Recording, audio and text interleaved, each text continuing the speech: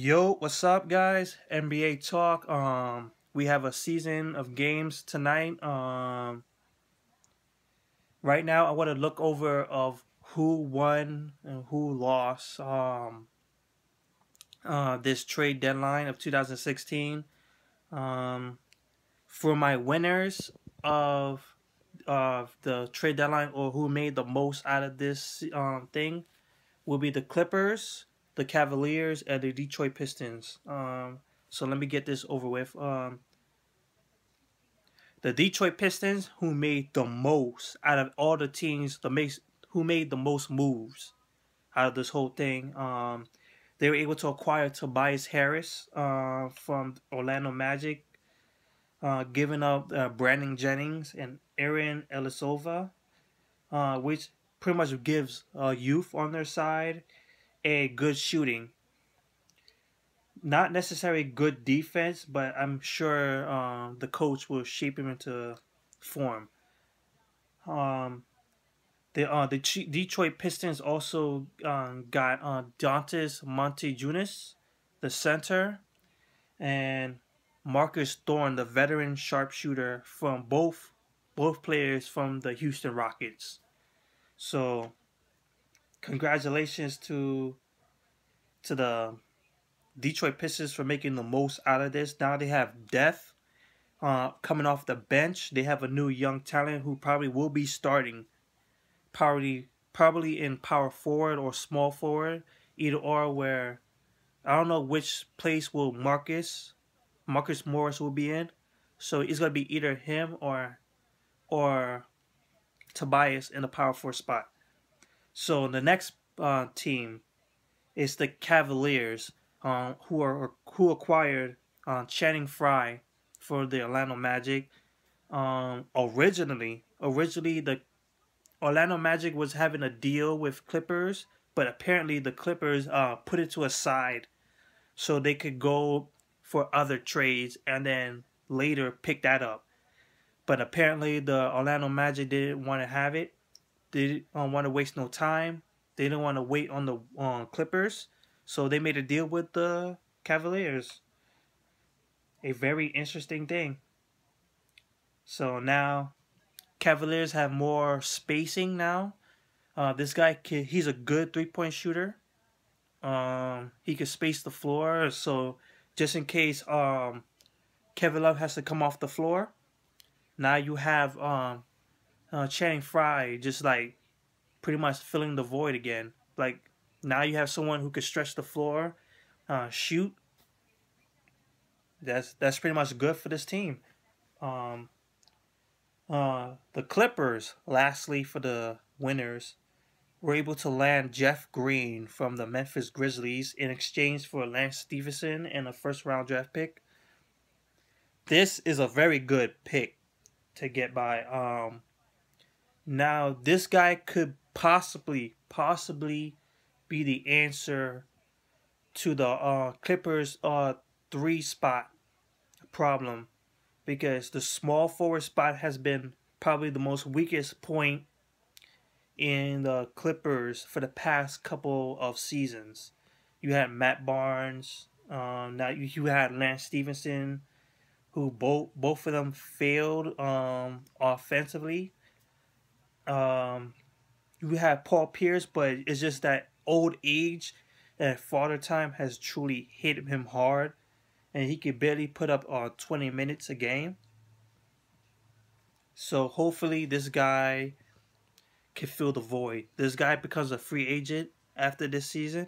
So if he could play well, it'll be a good interest for the Clippers to sign him back. Or probably get someone good to help him out. So that's it for the winners. The Clippers, Cavaliers, and the Detroit Pistons won. Now for my losers. First off, the Houston Rockets.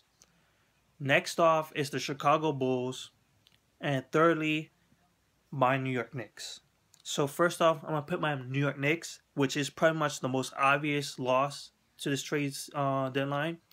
We were going after a point guard named Jeff T from the Atlanta Hawks. Of course, we couldn't able to do anything because we don't have no assets. We don't look presentable to nothing. Our players don't look presentable. It will probably take after this season before we can able to do some trades going on. So until then, I don't know. So our second one, the Chicago Bulls. The Chicago Bulls were able to trade one guy, and that was Heinrich, which made no sense to trade Heinrich after just signing him back, I think, for a 2-year. They were able to get in return a second-round draft pick and Justin Holiday. I think the former Warriors.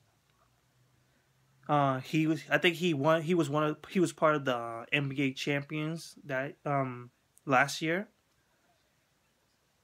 But overall, I guess you're going for youth, but you lose experience.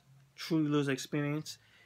The Chicago Bulls failed to trade Paul Gasol, who is most likely to opt out of his contract and become a free agent this year. Paul Gasol is getting up to age, but he's playing well for his age. Very, very well. This guy has been consistent, and they couldn't make no moves with him. They couldn't make no moves with Taj Gibson. Pretty much now they're going to be stuck with the same players and might end up losing a lot of players. They might lose Joakim Noah. They might lose Paul Gasol. Dang. It's a tough break to be a Chicago Bulls fan. Tough break. And lastly, the Houston Rockets and the Dwight Howard problem. The Dwight Howard problem and the trade rumors has been the biggest amongst all this trade deadline. The issues that's been going on with the Houston Rockets, with Dwight Howard, with Kevin McHale, their former draft pick. Well, not former coach. He's gone. What can you say? They tried to trade him up. A lot of people were gunning for him. There was a blockbuster trade to send him to Celtics, Boston Celtics, but that failed. Failed to bring him to Atlanta Hawks. None. So pretty much nothing for him. Just completely nothing. And now he's most likely to opt out of his contract, and it'll be much worse for him because he has come across as someone who is not serious enough in the game of basketball. He doesn't take the game seriously. He doesn't take a loss seriously. And now he's asking for a max deal, a long-term deal, which he's most likely not to get none. He is most likely to get nothing. The Warriors are pretty much going to walk out into this offseason with nothing. Right now, they're sitting in the 9th spot, or probably going even lower, because they're one of the worst defensive teams in the league. It's just a tough break to be a Houston Rockets, man. It's just like, pretty much, they're going to have to tear down a lot of players off this roster.